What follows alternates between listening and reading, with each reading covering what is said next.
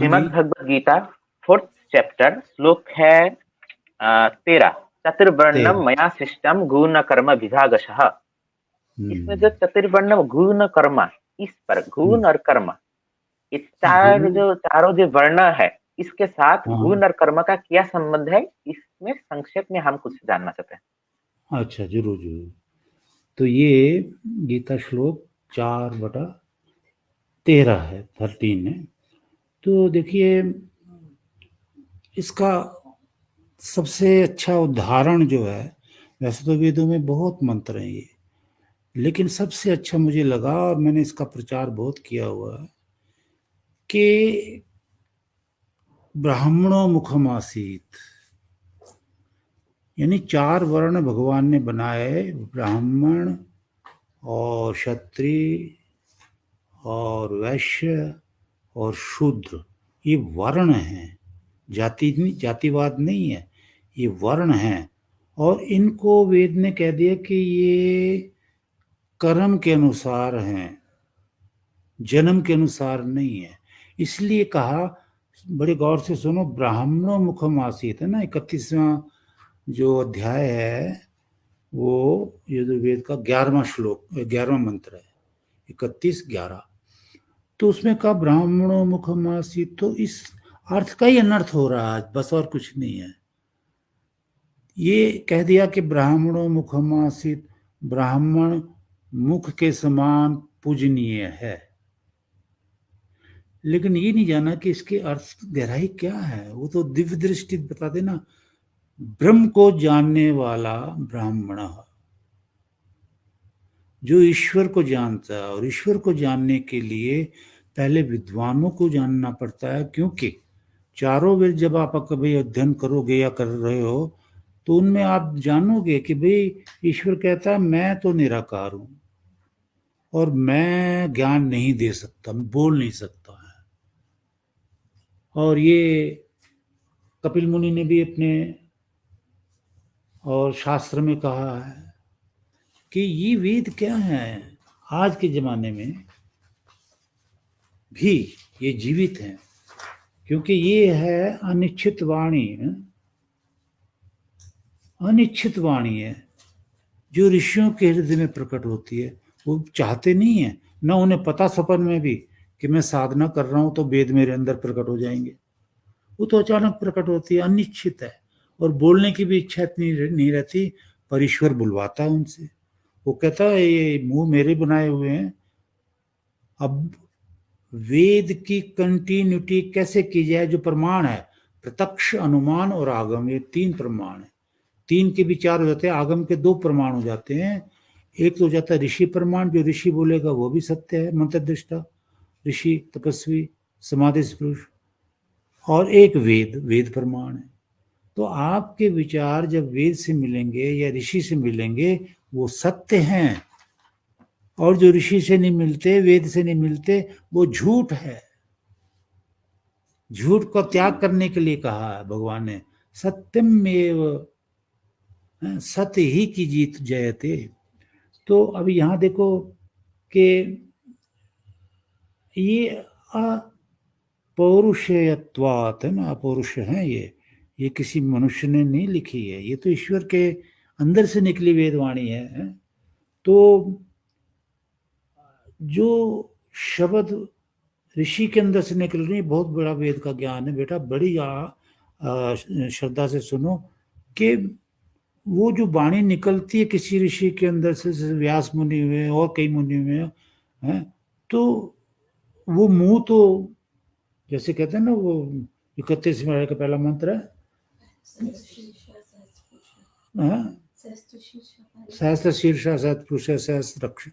तो सहस्त्र शीर्ष उसकी, ईश्वर के हजारों सर हैं, सहस्त्र शीर्ष सहस्त्र, और सहस्त्र पात, असंख्य उसके पैर हैं, असंख्य हाथ हैं। तो ईश्वर के इतने नहीं, वो तो है ही नहीं, वो तो निराकार है। तो यही गुण रहस्य जब समझाता आचार्य, तो समझ में आता है कि ये जो हमारे सर हैं, मनुष्यों के, चींटियों के, पशु पक्षियों के, किसके भी, वो भगवान के ही हैं। जैसे आपने मकान बनाया तो वो आपका ही है, ईश्वर ने सृष्टि बनाई तो ईश्वर ही है उसका लॉर्ड, तो वो आपके ईश्वर के ही हैं। तो ईश्वर अपने सर से, यानी जो हमारा सर है वो उसका सर है, उसके सर के से कुछ काम लेना चाहता है तो लेता है। वो क्या करता है कि उसके अंदर जो जिव्या है ऋषि के अंदर, उसके अंदर से वेद निकालता है। त्रिशंति वाला अगर ले आओ तो है सामवेद, तो वो अपने अंदर से क्या निकालता है, वेद निकलवाता है उससे। वो ईश्वर से निकले जो अनादिकाल से चल रहा है सिस्टम, और आदि में भी ईश्वर से निकलता है वो वेद। तो उसकी कंटिन्यूटी अगर टूट जाती है तो वो वेद नहीं है। मान ले साधारण निशान वेद बोल रहा है तो वो वेद नहीं है, संहिता है, हाँ सुनना चाहिए, वो ज्ञान है, पर वो तब तक किसी काम का नहीं जब तक ईश्वर कहता विद्वान ऋषि के पास जाओ, वो तुम्हें बताएंगे, मैं नहीं बता सकता। वो तो यहां तक कहते हैं ईश्वर ऋग्वेद में कि अगर उनके साथ बैठ के यज्ञ करोगे, उनके साथ रहोगे, तो वो तुम्हें वो ज्ञान देंगे जो अन्य किसी को दिया नहीं जाता है ना। तो अभी देखो जय, थोड़ा सा ध्यान दो बेटा, समय की कमी महसूस नहीं करना कि जी गुरुजी, अवश्य। हाँ, तो जो जो ऋषि होता है वो तिस्त्रः वाचः, ऋग्वेद यजुर्वेद सामवेद और चौथा वो अपने आप आ जाता है अथर्ववेद।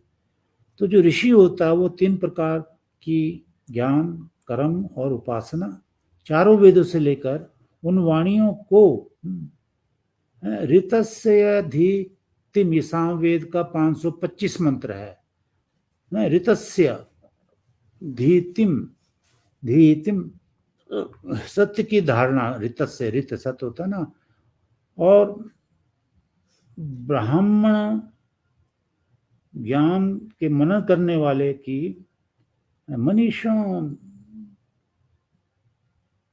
इसको यानी ज्ञान को, वेद को मनन करने वाले की प्रज्ञा को, बुद्धि को प्रईरयति, प्रचारित करता है वो ब्राह्मण। ब्राह्मण है ना, ब्राह्मण का मैंने अर्थ बताया ना, ब्रह्म, ब्राह्मण बोलते हैं ब्रह्म, जो ब्रह्म को जान गया है समाधि में योगाभ्यास के बाद। अनुपश्यति, ये 40वां अध्याय यजुर्वेद, अनु बाद में, तदंतरम, उसके बाद, यानी पहले योगाभ्यास किया, कठोर कई जन्मों की तपस्या करी है, गुरु के सेवा से प्राप्त किया, फिर उन्होंने ईश्वर की समाधि जब उसकी लगी है ना, तो उसको ज्ञान हुआ ईश्वर का, है ना। तो सत्य की धारणा और परमात्मा के सत्य प्रज्ञा को, हम परमात्मा जो सत्य प्रज्ञा देता है, सत्य मतलब अविनाशी, तो लोगों में प्रचारित करता है वो ब्राह्मण जो वेद का ज्ञाता है, वेद। तो गावः, ये ध्यान से सुनो, गावः में ना वेदवाणियां, गोपतिम,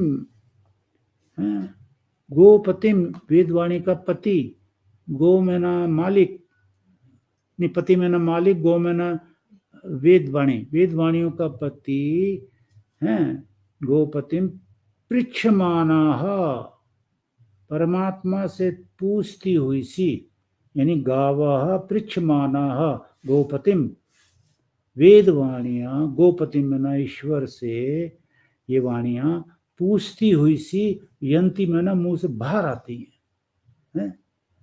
क्या कमाल की बात है।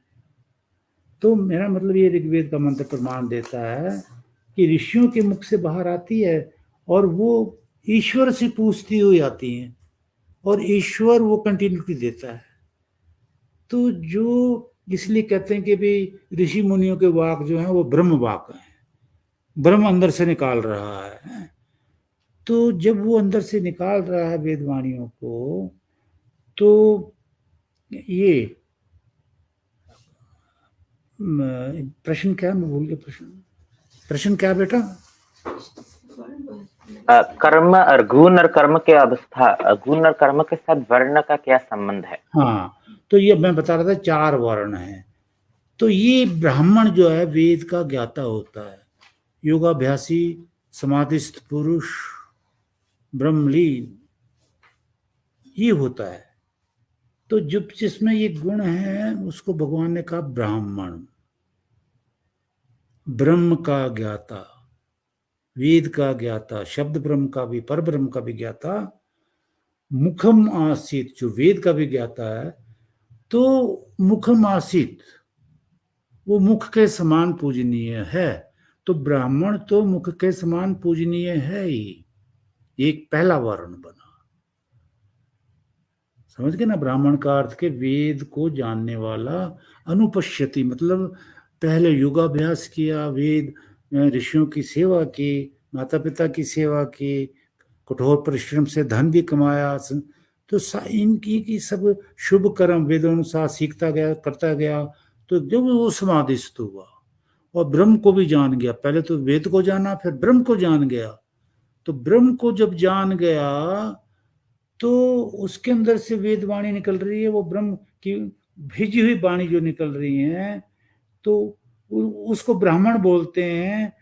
तो वो पूजनीय है, जैसे मुंह सबसे ज्यादा पूजनीय है, सबसे ऊंचा शरीर में, तो ईश्वर इस पूरी सृष्टि में ब्राह्मण। कौन ब्राह्मण? जन्म से नहीं, उसने जन्म लिया, अब इसमें देखो, लिया और उसने वेदाध्ययन किया, योगाभ्यास किया, इंद्रिय संयम की, पता नहीं क्या क्या किया, शुभ कर्म है, और गुरु की सेवा की, और वो समाधिस्थ हो गया। इसमें ज्वाला पुत्र का उदाहरण शायद आपको याद हो कि ज्वाला एक वैश्या का पुत्र था, प्रसिद्ध वैश्या का। उसने अपनी माता से कहा कि मैं गुरु के पास दीक्षा लेने जाना चाहता हूँ, ऋषि के पास। छांदोग्य उपनिषद का वर्णन है, छांदोग्य हाँ, उपनिषद, तो वो जाता सत्यकाम है। यावल। हाँ, तो वो जो है जाता है, याज्ञवल्क, नहीं नहीं, ज्वाला का पुत्र सत्यकाम, और वहां जाकर के वो ऋषि की सेवा कर, ऋषि ने पूछा तेरा गोत्र क्या है, वर्ण क्या है, मतलब तू ब्राह्मण है या वैश्य है, शूद्र है, क्या है? तो उसने कहा मैं तो, माता से पूछा था तो माता ने तो यही कहा कि तू बोल देना अपने आचार्य को कि मैं प्रसिद्ध ज्वाला जो वैश्य है उसका पुत्र हूं। तो ऋषि ने कहा हो, इतना बड़ा सत्य तो कोई ब्राह्मण ही बोल सकता है। ये झूठ बोलने वाले भी ब्राह्मण हो गए आजकल हैं।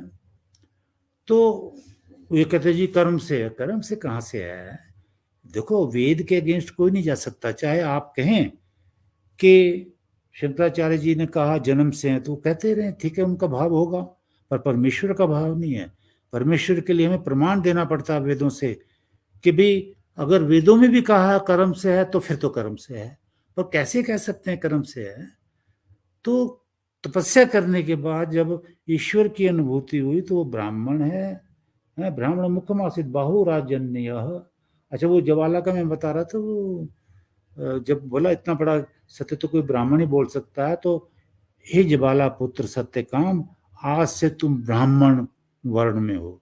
तो उस वक्त ऋषि मुनि वर्ण धारण करते थे, आज मनुष्य वर्ण धारण करते हैं, जात धारण करते हैं, गोत्र धारण करते हैं, पता नहीं क्या क्या करते हैं। उस वक्त सिर्फ ऋषि, ऋषि को ये हक था, क्योंकि ऋषि तो मंत्र दृष्टा है, वो न्याय कैसे कर देंगे, झूठ कैसे कर देंगे? वो तो वेद के अनुसार जानते हैं कि जन्म से नहीं है, कर्म से है। तो जो कर्म करेगा ब्राह्मणों की, वही ब्राह्मण है। और इसके बाद में राजन्य कृत है बाहु, जिसकी बाहों में बल है, वो राज क्षत्रिय है, वो देश की रक्षा करता है, जो बलवान है वो है। तो ऐसे ही उरु तदस्य जब वैश्य वैश्य वैश्य वो है, महाजन वो है, और ये जो दुकानें वकानें चलाने वाले वो हैं, जिनकी जंगा में बल है कि आज यहाँ तो कल कलकत्ता चले गए किसी काम से, बिजनेस के, दिल्ली चले गए, जो जैसा बिजनेस बड़ा बड़ा है या छोटा छोटा तो छोटी जगह चले गए, थकते नहीं है। और सबसे बड़ी बात वेद ने कही कि जो थकते नहीं है, और वैश्य लोग क्या करते हैं कि समान रूप से सबको राशन बांटते हैं, देते हैं, डंप नहीं लगाते कि भाई चीजों का डंप लगा लो, अगली बार ये दाम बढ़ने वाले हैं तो फिर हम ऊंचे दामों पे बेचेंगे, ये पाप वो नहीं करते हैं ना, तो वो वैश्य होते हैं। और परभ्याम जो और सेवा भाव वाले हैं, अभिमान रहित हैं, तो वो पैरों के समान शूद्र और शूद्र जो पढ़े लिखे नहीं है, कुछ नहीं काम कर सकते, वो दुनिया की सेवा करते हैं। तो मैंने एक मंत्र में ये जाना है कि 4 वर्ण भगवान ने बनाए हैं, वो कर्म अनुसार हैं। तो अगर आप इन वर्णों में रहते हुए अपनी अपनी सेवा करते हो, और या फिर बदल लो अपने वर्ण, है किसी विद्वान के पास जाके कि जी मेरे को तो चारों ब्रह्म आ गए, मेरी समाधि लग गई है, तो मैं अब, जैसे वो थे, कौन से मुनि थे ना वो विश्वामित्र मुनि थे। विश्वामित्र।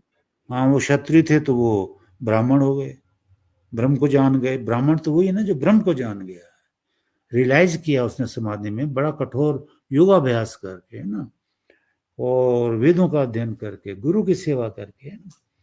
तो इस तरह से ये वर्ण है। और अब देखो, यक्ष, ये अलंकारिक भाषा, महाभारत के सच्चे ग्रंथ हैं ये, महाभारत भी, क्योंकि वो ऋषि का लिखा हुआ है ना। तो हाँ, उसमें बहुत सी चीज़ें डाल दी, वो निकाल देनी चाहिए, वो विद्वानों से समझ के वो श्लोक निकाल देने चाहिए। गीता में भी बड़ा कुछ डालने की कोशिश की है। तो यक्ष ने और वो अजगर जो है, अजगर ने भीम को लपेट लिया। अब उधर से जब अपने उसके भाई ने, युधिष्ठिर ने देखा कि मेरे भाई भीम को लपेट लिया अजगर ने, तो आश्चर्यचकित होकर वो बोला, ये अलंकारिक भाषा है, कि आप अजगर नहीं हो सकते, क्योंकि अजगर में इतना बल नहीं कि जो मेरे भाई भीम को लपेट ले। बताओ आप कौन है? तो उन्होंने कहा मैं यक्ष हूं। यक्ष परमात्मा को बोलते हैं वैसे, पर ये अलंकारिक भाषा है ना, समझाने के लिए ऋषि ने डाली ये कथा। तो क्या मैं यक्ष हूं? तो मेरे प्रश्नों का उत्तर दे दो, मैं आपके भाई को छोड़ दूंगा। तो उनका प्रश्न करो। तो उसने यही प्रश्न किया जो आप प्रश्न आज कर रहे हो, इसको समझो। यक्ष ने प्रश्न किया कि एक शूद्र का बेटा है, शराब नहीं पीता, सिगरेट नहीं पीता, कोई व्यसन, उस वक्त शराब की बात थी, सिगरेट की तो नहीं थी खैर, तो जो बुरे बुरे कर्म नहीं करता, और चारों वेद उसने अध्ययन कर लिए हैं, योगाभ्यास करता है, इंद्रिय संयम कर लिया, समाधि सोने को जा रहा है, वो शूद्र का बेटा ब्राह्मण है या शूद्र है? और ब्राह्मण का बेटा शराब पीने लगा, नशे करने लगा है, बुरे कर्म करने लगा, वेद की तरफ नहीं देखता है, विद्वानों की सेवा नहीं करता, क्या वो ब्राह्मण है? तो यक्ष ने उत्तर दिया नहीं, ब्राह्मण का बेटा शूद्र हो जाएगा, शूद्र का बेटा ब्राह्मण हो जाएगा। इस सच्ची कथा पर ध्यान देना चाहिए आज समाज को, कि कर्म से नहीं है, निकर्म से हैं, जन्म से नहीं है। अब दयानंद जी ने भी एक जगह कहा कि जो दुनिया जितना मर्जी जोर लगाए, जितना बड़ा से बड़ा साधु संत अपने आप को कहलावे, श्री श्री 1800, अगर उसके विचार वेद से नहीं मिलते तो वो साधु संत नहीं है। जो दूसरा बात वेदों ने ही कह दी कि जो व्यास मुनि ने, कि जो नहीं जानता वेदों को, है, जो सृष्टि रचना नहीं जानता ना वेदों से, कि सृष्टि रचना कैसे हुई, देखो 129वां सूक्त आप स्टडी करो, उसमें सृष्टि रचना है। और जगह भी बहुत, मैंने भजन भी एक बनाया उस पे, सृष्टि रचना पे, कि सृष्टि रचना का निकला था पहला जब प्रभात, ना देखी ना जानी किसी ने अचरज की वो बात, सृष्टि रचना का निकला था। तो बड़ा अच्छा, मतलब ये भजन बनाया हमने और गाया, और बड़े प्रसिद्ध हो रहे हैं। मैं अपनी प्रसिद्धि मैंने बताया, बड़ा गुम चुप रहा, लोगों ने मुझे निकाल करके जंगलों से यहाँ फेंक दिया, नहीं महाराज आप तो, वो हमारे गुरु जी ने कि नहीं नहीं तुम वापस जंगलों से वापस घर को जाओ। तो आ गया भैया, और क्या। जीव प्रकृति ईश्वर के बिन कुछ भी और न था, रजतम सत प्रकृति गुण कोई कार्य रूप न था, ना था सूरज चंद्र भी ना था, गगन शरीर न था, रात भी ना थी दिन भी ना था, जलवायु ना था, ब्रह्म ही ब्रह्म था जीता जागता वो भी था अज्ञात, न देखी न जानी किसी ने अचरज की वो बात, सृष्टि रचना का निकला था पहला जब प्रभात। बड़ा अच्छा भजन है, बहुत बड़ा है, तो मैं अभी नहीं गा सकता, बड़ा टाइम निकल जाएगा। इसमें एक लाइन और भी मुझे बड़ी अच्छी लगी थी कि निराकार, हाँ, ऐसी भी एक भजन में आता ना कि तूने ये शरीर बना दिया और बिना शरीर वाले प्रभु तूने ये शरीर कैसे बना दिए। बड़ा अच्छा भजन है वो भी, तो इसका निकाल दो सृष्टि रचना का उस पर। जी गुरुजी। तो मेरा मतलब समझ गए ना बेटा कि जी गुरुजी। ये कर्म अनुसार है, जन्म अनुसार नहीं है, ठीक है ना। जी। मैं इस बांग्ला में इसको एक समरी देता हूँ सबको। जरूर जरूर बेटा जरूर। जो राम स्वरूप जी ने कहा है, पूज्य आचार्य जी ने जो कहा है, ব্রাহ্মণকে বা হচ্ছে কি বর্ণ বলতে কি বোঝানো হয়েছে, নিরুক্তের দ্বিতীয় অধ্যায়ের 13 নম্বর খণ্ডে বলা হয়েছে ব্রতমিতি কর্ম নাম বৃণতি তিস্তঃ, অর্থাৎ ব্রতম শব্দটি হচ্ছে কি কর্মের নাম এবং ব্রী ধাতু দ্বারা আবৃত করা বা গ্রহণ করাকে বোঝানো হয়। এখন আমরা যদি দেখি জাতি বলতে কি বোঝানো হয়েছে, ন্যায় দর্শনের 2:2:71 বলা হয়েছে সমান প্রসবাত্মিকা জাতিহি, যারা সমান বুদ্ধি উৎপন্ন করে এরকম পদার্থ হচ্ছে কি জাতি। ঋগ্বেদের নবম মণ্ডলের 112 নম্বর সূক্তের প্রথম মন্ত্রে বলা হয়েছে যে এক একজনের কর্মদক্ষতা এবং আধ্যাত্মিকতা এক এক রকম বিধায় কেউ ব্রাহ্মণ, কেউ ক্ষত্রিয়, কেউ বৈশ্য বা কেউ শূদ্র। শ্রীমদ্ ভগবদ গীতার আলোচ্য শ্লোকেও ঠিক একই কথা বলা হয়েছে। আর এছাড়াও আমরা যখন এই আলোচনাটি চলছিল তখন আমরা ব্রাহ্মণকে, ক্ষত্রিয়কে, বৈশ্য এবং শূদ্রকে এই সম্পর্কিত বেদ মন্ত্রের প্রমাণ স্ক্রিনে প্রদর্শন করেছি।